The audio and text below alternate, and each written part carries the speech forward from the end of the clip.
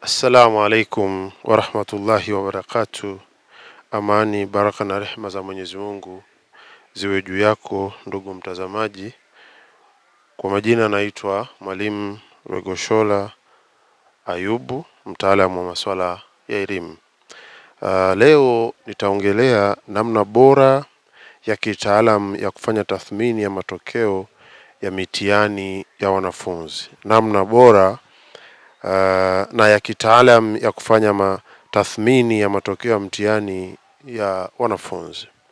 Kwanza naomba ifahamike kwamba tathmini ya matokeo ya mtihani ya wanafunzi ni jambo la kitaalamu. Na tunapofanya tathmini ya matokeo ya mtihani ya wanafunzi, sio tu kuangalia alama ambazo mtoto amepata, bali ni mchakato wa kuchunguza ushahidi wa ujifunzaji ili kuweza kubaini changamoto na hatua za kuboresha ujifunzaji na ufundishaji. Tathmini bora, yani unapofanya tathmini nzuri, inawasaidia walimu, wewe kama mwalimu inakusaidia, lakini inawasaidia pia viongozi wa shule, inawasaidia wazazi, inawasaidia na wanafunzi ili kuweza kufanya maamuzi sahihi ya kielimu. Tunaanza na namna bora ya kufanya tathmini ya matokeo. Moja, changanua matokeo kwa kiwango cha darasa, somo na mwanafunzi mmoja mmoja. Baada ya mtihani kufanyika, matokeo yanapaswa kuchambuliwa kwa darasa zima, yani ufaulu wa darasa zima ukoje. Lakini pia inapaswa kuchambuliwa kwa kila somo. Kila mwalimu anapaswa achambue kwa somo lake. Lakini pia lazima uchambue kwa kila mwanafunzi, ufaulu wa kila mwanafunzi ukoje. Lakini pia unapaswa uchambue kwa kila mada. Kwa sababu tunafundisha kwa kufata mada. Kila mada zimefundishwa kwa kiwango gani, mada zimefauliwa kwa kiwango gani, au watoto wamefeli kwa kiwango gani kwa mada hizo. Lakini pia lazima uangalie kila study au umahiri ambao sisi tunaita competence. Uchambue, na maswali muhimu ya kuuliza ni yafuatayo. Ni wanafunzi wangapi wamefaulu wakati tunafanya tathmini? Ni mada zipi zimefanyika vizuri? Haya yote unayaona kwa kulinganisha, kwa kuangalia ufaulu wa wanafunzi. Lakini ni mada zipi zina ufaulu mdogo? Lakini ni wanafunzi wangapi wanahitaji msaada maalum? Unapochambua na kuangalia wanafunzi wangapi wamefaulu, mada zipi zimefaulu au zimeshindwa kufaulu, na zipi zina ufaulu mdogo, lakini utagundua kwamba kuna wanafunzi ambao kimsingi wanahitaji msaada maalum. Wataalamu wengi wanasema kwamba unapofanya tathmini unakuwa unamsaidia, au mwalimu anapofanya tathmini anajisaidia kuweza kufanya maamuzi sahihi ya kumsaidia mwanafunzi au kuboresha yeye mwenyewe katika ufundishaji wake. Lakini hoja ya pili, fanya uchambuzi wa mada. Katika mtaala unaozingatia umahiri ni muhimu kubaini ni mada gani ambazo wanafunzi wamezifahamu vizuri na zile wanazopata ugumu. Hili utaliona kwenye matokeo. Utagundua ukiwa unapitia karatasi ya mtoto mmoja mmoja, utagundua kuna maswali ya mada fulani watoto wanafanya vizuri na kuna maswali ya mada fulani watoto hawafanyi vizuri. Hiyo itakusaidia mwalimu wewe mwenyewe kujipima, lakini kuona ni namna gani, ni mada gani inahitaji pia msaada ili watoto wasipelekwe kwa kuburuzwa. Lakini wakati tunafanya remedial classes, hizi remedial unazifanya kwa vijana ambao wanahitaji msaada maalum. Ukiwajumuisha na hawa wengine ambao wanahitaji msaada maalum, kwa hakika ni vigumu kuwasaidia wale uliowalenga kuwasaidia. Lakini pia nukuu za wataalam kama Black na William wanasema umuhimu wa kufanya tathmini ni kuweza kuboresha matokeo ya wanafunzi. Haiwezekani ukafanya watoto wanafanya, kuna shule baadhi wanafanya mitihani lakini hakuna tathmini. Yaani wanafanya mitihani napita hivyo hivyo, wanakutana mtihani, mitihani inakuwa haina maana kama haina tathmini na kuangalia wapi mlipotoka na kuangalia namna mbadala, namna ya kufanya ili kwenda kule ambako mnapaswa kwenda. Lakini hoja ya tatu, linganisha matokeo na mitihani iliyopita, tunaita trend analysis. Lazima uangalie mwenendo wa maendeleo ya mwanafunzi kutoka mtihani mmoja kwenda mtihani mwingine. Kwa sababu kwa mfano, tuna watoto wanafanya midterm, alafu wanakuja kufanya mtihani wa terminal au mwisho wa muhula. Lazima uangalie test 1 ilikuwa ina asilimia ngapi? Test ya pili ilikuwa ina asilimia ngapi?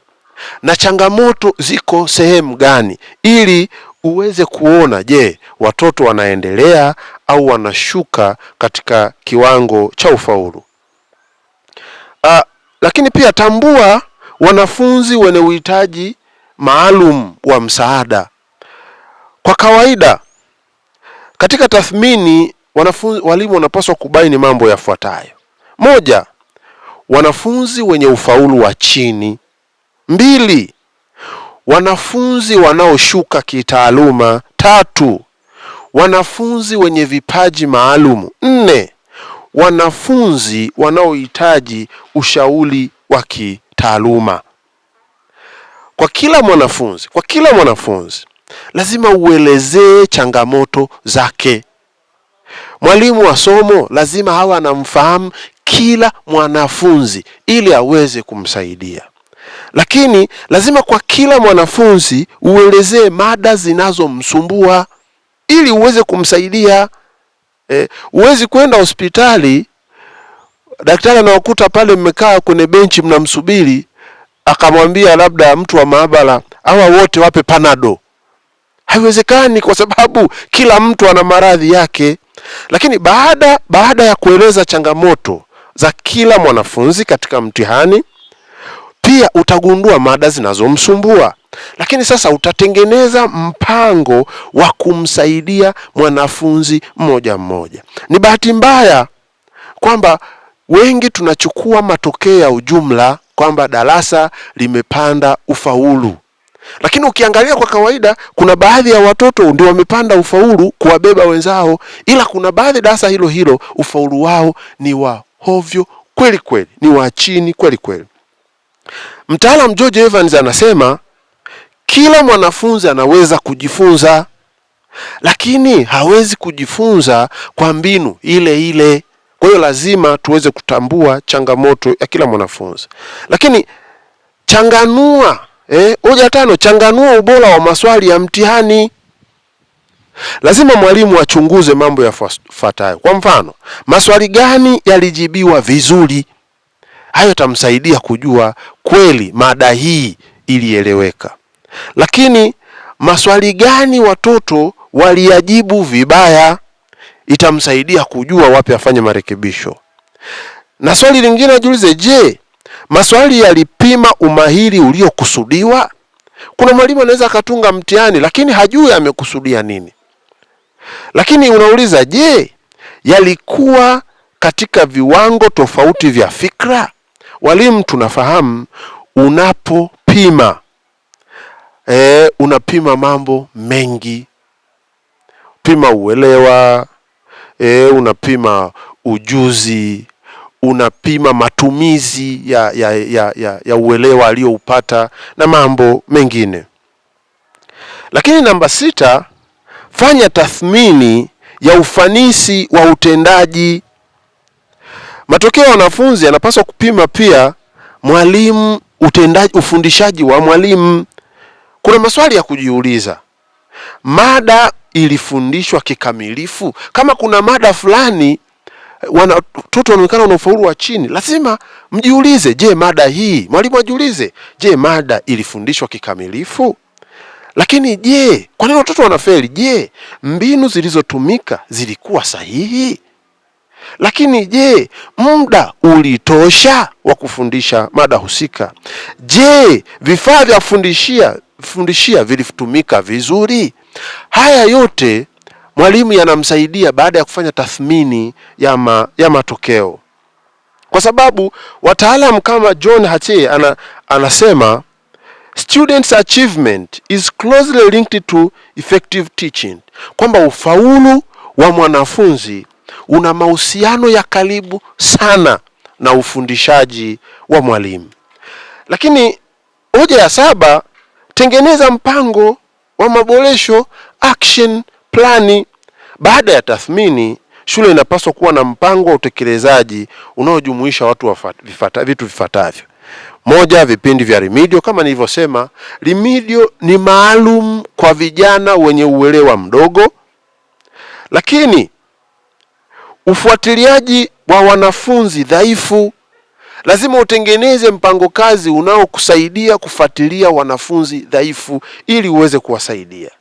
Lakini pia kama shule inaona mwalimu fulani ufundishaji wake, matokeo yake mara kwa mara yanaashiria ufaulu wa chini, hawa watu lazima wafundishwe, wapate mafunzo kazini ili kuweza kuboresha ufundishaji wao. Lakini pia unaweza ukajua kuongeza mazoezi na majaribio. Lakini pia kuna wakati unapanga namna ya ushirikishwaji wa wazazi. Baada ya kufanya tathmini hiyo, hatua ya 8, toa ripoti ya kitaalamu ya tathmini.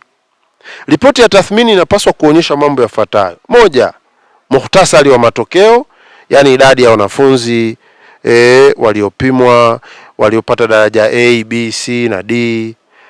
Lakini ripoti hiyo inapaswa ionyeshe uchambuzi wa somo, wastani wa somo, ufaulu wa mada. Lakini inapaswa ionyeshe uchambuzi wa wanafunzi, uchambua wanafunzi bora, wanafunzi wanaohitaji msaada.